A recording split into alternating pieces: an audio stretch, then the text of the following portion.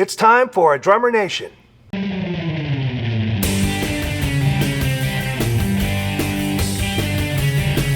Hi, this is Michael Vosbine, your host for Drummer Nation. This is show number 6, On the Stick, originally published July 17, 2016. While he may not be a household name, he's worked with the likes of Johnny Mathis, Andy Williams, Helen Reddy, Liza Minnelli, Billy Joel, and even Ringo. He's played Broadway shows, led an estate-sanctioned Gene Krupa Orchestra, and he's an in-demand symphonic conductor as well. Meet my guest, Michael Berkowitz, next on Drummer Nation.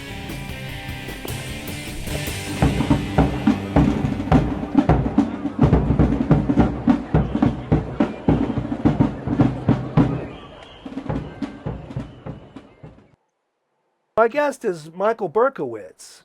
Michael's a great percussionist who hails from Indianapolis. How are you, Michael? Very well. How are you? I hear a dog squeaking in the background, but we'll ignore that. Well, we can deal with that. That's fine. Dogs are people too, right? Yes. I know you came from Indianapolis, and you eventually went to school at IU, Indiana University, right? I did go to Indiana University. I'm from Indianapolis, which has a rich tradition in music and jazz, and a lot of great musicians came from there. Wes Montgomery and J.J. Johnson and a lot of other folks. And you know John Von Ohlen. John Von Ohlen was like the godfather of drums to us all there. So, John's a big part of that scene. I went to IU. And that whole scene down there was amazing. George Gaver was our teacher. And I know that George was also a teacher to Peter Erskine and Kenny Aronoff and Jeff Hamilton and those folks. So he had a lot to offer, and we took as much as we could. And you began working right away, I'm sure. Yeah, I was working in Indianapolis as a kid, doing various musicals and dances and things like that. First gig I ever had, I made $5 playing a senior citizens dance with a group called the Blue Knights. Where are they today? At any rate, there was a lot of opportunity. There was a nightclub in Indianapolis called the Embers, where I worked. There was a musical theater thing in the summer called Starlight Musicals, where we worked 49 straight nights with no nights off. And did that, and then there was a television show called The Jim Gerard Show that had an 11-piece band. It was great. So there were many opportunities in those days, back when I used to ride a dinosaur to the gig. But there was a lot happening. In those days, through that band you were with, you began working with some more renowned singers, right? Well, yeah. I mean, while we were in Indiana, there was a leader there named Al Cobine who'd been there for years. And he had a contact who put him in touch with Henry Mancini. And Henry started using that orchestra for many, many years on the road. So we traveled with Mancini, Johnny Mathis, Andy Williams, Petula Clark, Vicky Carr. So that was a great opportunity to, not only spend some time with those acts and learn and play that music, but to spend some time with Henry Mancini, who in Cleveland, at the end of a gig, said, "What are you going to do when you get out of school?" And I said, "I don't know." He said, "Come to L.A." And so I said, "Okay, I will." And I did. And that was it. And did he help you get rolling there, or he just said, "Come on out"? I never saw him again. No, I saw him again. But he was the reason I moved, but he didn't give me gigs. He was using, Steve Schaefer came later, but he was using Shelly Manne and those guys as far as drummers and percussionists. It was the cream of the crop. I was still trying to get just a pinky in the sand there. So I think that the great thing was that he was the reason I moved, because he saw some talent in me that he thought I would work well out in LA. Well, you sure did. You worked with so many people. It's quite a resume. I'm just looking at some of these names. Billy Joel, Sting, Elton John, Bette Midler, Helen Reddy, Bon Jovi, Harry Connick, Ringo. What was the... Yeah, a lot of those people were, like for special events and things like that. So I indeed worked with all of those people, but not necessarily on tour. I did work with Ringo on a Hoyt Axton TV special. I played the No-No song, which was one of his big hits. And he was singing and dancing with all the stars on the stage, and I was the drummer. So, and that featured all the guys. Ray Pullman was music director on that, and he was one of the original guys from the Wrecking Crew. So it was all those folks, and I played the part of Hal Blaine. Very well, I might add. And then I know you also got involved with conducting. Was that through Mancini's recommendations, or I think you hooked up with Nelson Riddle too, right? I was when I was with Helen Reddy, who I met on the very first night that I moved to Los Angeles. A friend of mine, Tom Hensley, moved out from Indianapolis, and he was working with her. So I met her. Went to Las Vegas for 4 weeks with Joey Heatherton. And when I came back from that, and that was quite a culture shock from Indianapolis to Las Vegas at Caesar's Palace for 4 weeks. When I came back, I started working with Helen Reddy. Helen got a summer TV replacement show, and had the kindness, actually, because most acts wouldn't do this, to say, all right, I don't care who you have as a music director, but you're going to use my rhythm section. So they chose Nelson Riddle as the music director, and Helen insisted it was us. And so the first day at Capitol on this recording session for the Helen Reddy show, there were a bunch of grizzled veterans of the Nelson Riddle Orchestra, all the guys that you'd seen and heard of, and then 4 guys with long hair down to their shoulders and bell bottoms walked in, and it was definitely an interesting moment. But I continued to work with Nelson until I did his last concert, actually, in 1985 in New York. He died about 10 days later. So even though I didn't work continually with him from 1973 to 1985, I worked with him a great deal on many projects.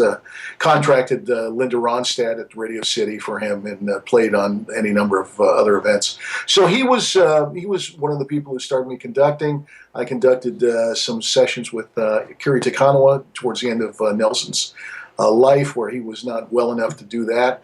There were other folks who kept pushing me in the direction of conducting, and Marvin Hamlish, who I worked with in New York when I moved here in 1980. So he made me his conductor. The first gig I did with him, I was a drummer, and then after that, I became the conductor. Now you're also, are you still Liza Minnelli's music director? No, I did that for a number of years. Liza is not active currently, as far as I know. But yeah, we kind of went our separate ways. But that's an exciting gig.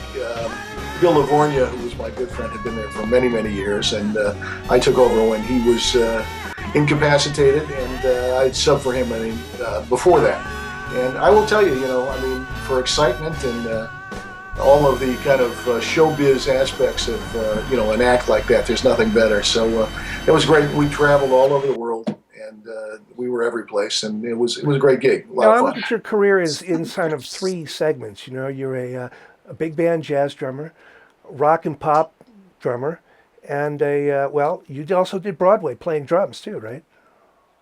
Yeah, I worked, as I said, I started when I was 15, doing musicals and whatnot in Indianapolis, and doing a thing called Footlight Musicals, and then the Starlights during the summer. And I did musicals up until I was on Broadway until 1990, I guess. I did a show called Jerome Robbins Broadway, Jerome Robbins being this great director, choreographer, and it was basically a medley of his greatest hits. And so we did all the big numbers in every show he'd done. After that, I'd kind of said enough already with Broadway. I think of those things as having different approaches for drummers. Jazz, big band, you have to have the ability to swing and improvise, certainly. Rock and pop, you want to distill the drum part to its essence and recreate it flawlessly all the time. Whereas theater, musical theater, more of an elastic approach to time. Would you agree with that? Yeah, well, live theater, it's you've got a conductor and you've got an orchestra in a pit, or sometimes these days not even in the same room. They're all over the place, via microphones and video cameras. And you've got folks on stage, so you've got a singer who is some nights maybe not quite on it. Dancers are not as good this night, or they're tired, it's a matinee or something. So you have to watch the conductor, and you have to have a certain elasticity. That's part of that gig, and it's part of the things that some people cope with well and other people don't. I after a while felt that was getting in the way of time. And once I stopped doing that, it took me about a year to feel comfortable again without having to look up at somebody and double check where my bass drum was. I understand that completely. It's kind of like show time as opposed to time. Yeah, when you're doing it 8 times a week, it becomes, Mhm. muscle memory and whatnot. So it took me a minute again to feel comfortable and confident with where I was putting Now, I things. feel like there's a correlation between being a drummer, since you're kind of running the band anyway, as don't tell the leader that, but that's how we think of it, and being a conductor, where you are in fact directing the band. Do you think there's a correlation there, or does one help the other? I think so. Being a conductor, once, if you're doing a Broadway show, for example, once an orchestra knows the show, basically you just need somebody up there to, make sure that everything is Hmm. together. And who better than the drummer to keep it together and in time and all of that. So there is a correlation. I mean, the other part of conducting is hearing and phrasing and conveying to 100 people through a little white stick what your intentions are. So that's really a psychological kind of aspect to conducting where you're trying to convince people to do it your way, and most of the time it works. I generally, when I'm conducting as a guest conductor, I have about 2.5 hours to do my entire program, and you don't want to go overtime because they don't want to pay overtime. So I have to be fairly efficient and convey what the music is and be very clear. So that's over the 25 or 30 years I've been doing that. I've gotten pretty good at that aspect of it. Well, when we say conducting, we're not talking about an occasional music director gig. You're serious symphonic conductor that's toured all over the world doing that, right? Yeah, I've done the London Symphony twice, and just about every major symphony in the United States with either myself or with Marvin Hamlish or various acts.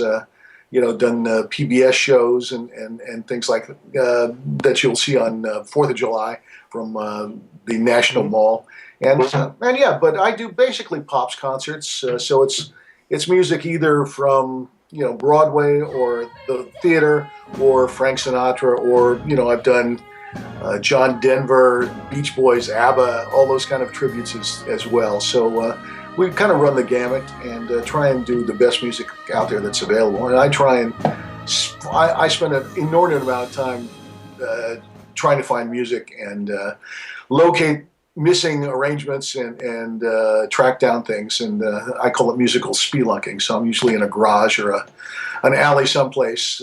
I think I was mentioning to someone that I was in someone's office and they were throwing boxes away, and I happened to see there was some music peeking out. I asked what that was, and they said, "Oh, I don't know. We're just throwing stuff out." Turned out to be the music from the NBC Skitch Henderson Tonight Show band. So I was able to, bring all of those boxes home and put those in a format and in my books. And every time we play one of those things, Nightlife or Boondock or something that says Skitch Henderson on the bottom or the NBC Symphony Orchestra, it's great. So I have a huge collection of that kind of Score music. one for the good guys. What's more Yeah, fun, conducting or playing drums? I love them both. I love conducting because I'm kind of the guy in charge, and I think I have something that I can impart and that I bring to conducting that other people perhaps don't, because I have a connection oftentimes with the composer or the Hmm. arranger or something there. So I try and bring that connection to bear in terms of that. As a drummer, I mean, I love playing drums. There's nothing better playing with a big band, playing with a jazz trio, an organ trio, or a rock and roll thing. I mean, I just love to play I know too. something I have to ask you because you're the most qualified person I know to answer it. As drummers, rhythm section drummers, jazz, pop, rock, whatever, we're used to somebody kicking it off. 1, 2, 3, 4, boom, and there's the downbeat. Or we're used to a conductor going boom, and there's the downbeat. To those of us used to that, when we see symphony orchestras, we see the conductor give a downbeat, and sometime thereafter, sound occurs.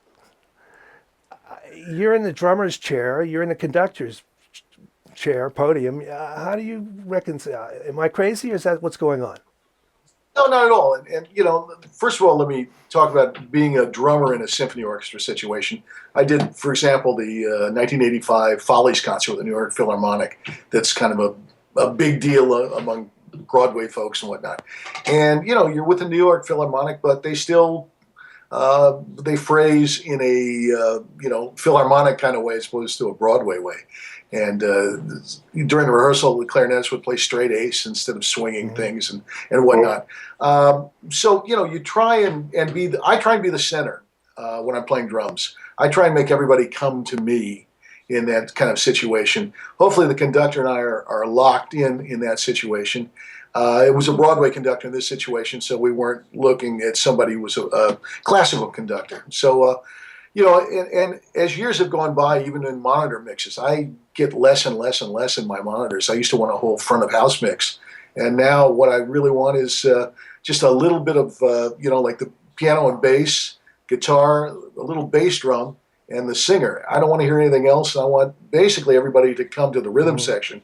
I don't want to chase the orchestra.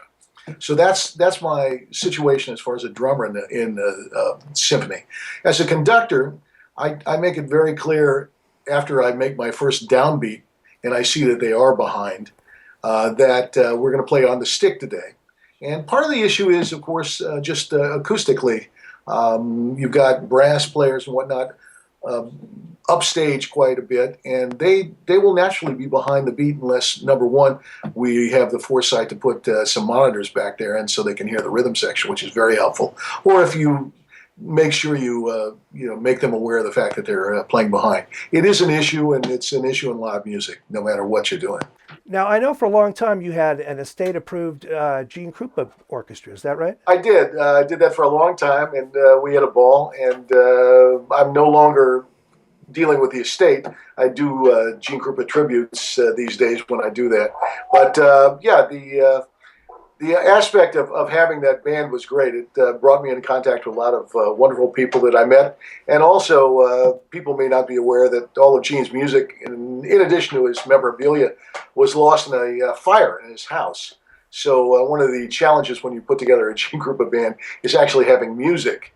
So I've been able to compile about 60 of the arrangements, vocals and non-vocals, and Quincy Jones was kind enough to give me scores from an album he had done in 1956 on Verve with Gene called Drummer Man. So I had those arrangements to start with, plus other things that I was able to beg, steal, and borrow. And it's great.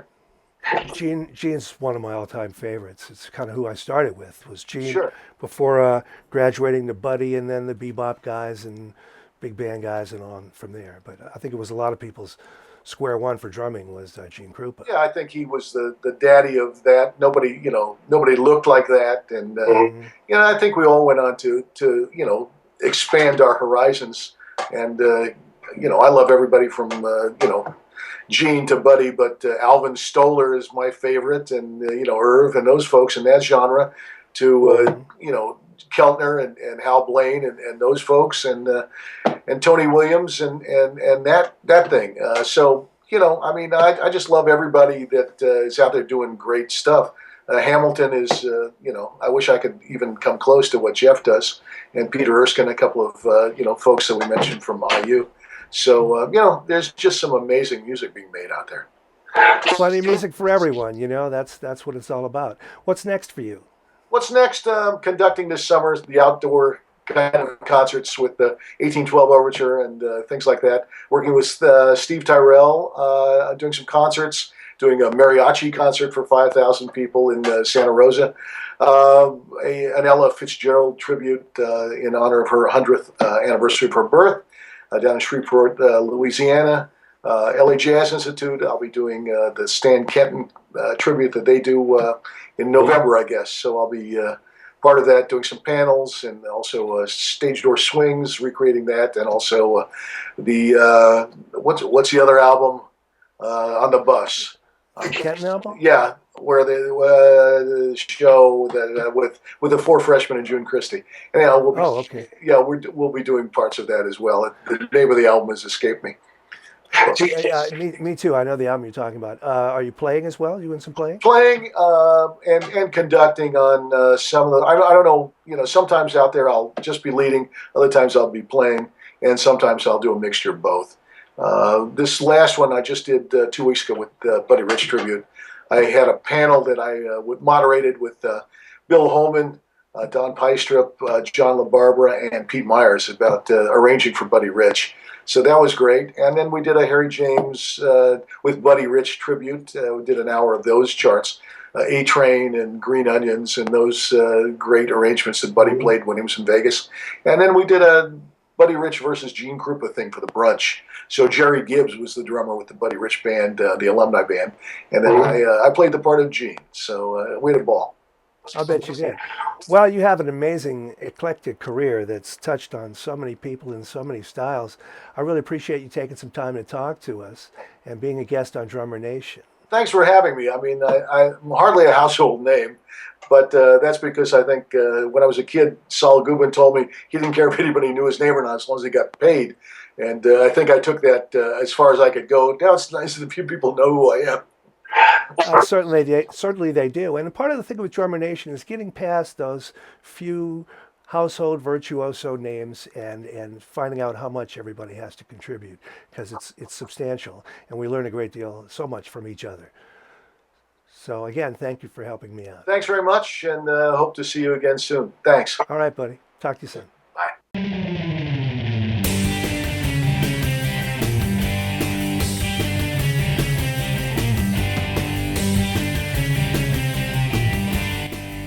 You've been enjoying Drummer Nation, show number 6, On the Stick, with my guest, Michael Berkowitz, originally published July 17, 2016. This is your host, Michael Vosbein, and I want to thank our friends at Atlanta Pro Percussion, Danette Classic Drums, Sabian Cymbals, and Classic Drummer Magazine. We'll see you again in 2 weeks.